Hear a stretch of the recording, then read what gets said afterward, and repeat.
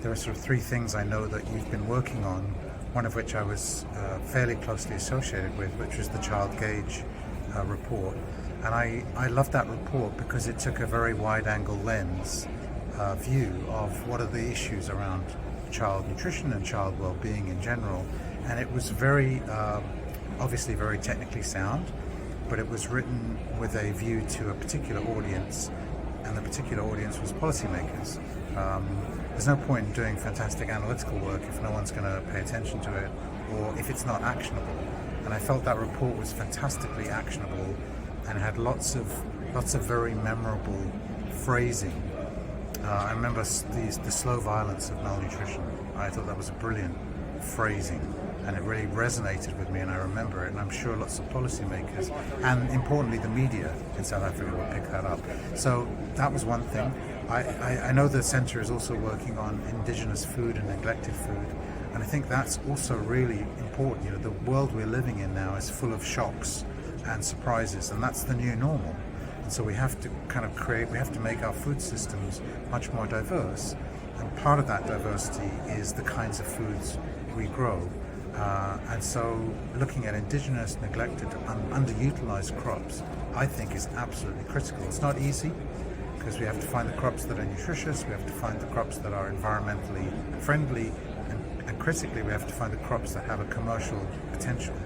But it's not impossible, and I think the first step is to do that kind of research, which is the foundation for the business model. And the third thing I know that the centre is doing, which I think is so valuable, is this work on assessing food systems and assessing the South African food system in particular.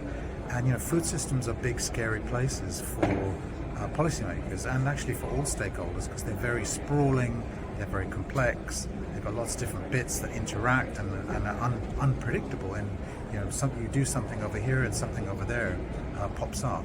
And so we absolutely need data and an analysis and assessment of which parts of the food system are working pretty well, which parts are not working well, and then some kind of roadmap of how we transform those food systems in a sort of a list of priorities, and then more importantly a sequence of those priorities.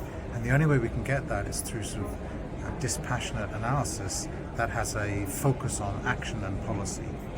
So my reflection about the centre in general, when I was on the steering committee or the advisory committee to the CoE, was how it was able to blend these different disciplines, different sectoral approaches, but also how it was able to blend the different perspectives of the private sector, government, academia, and civil society. And I think that's really a major strength, and I want to see the CoE keep investing in that multi-stakeholder perspective, but with a very strict focus, or very laser-like focus on what do we need to do to transform food systems.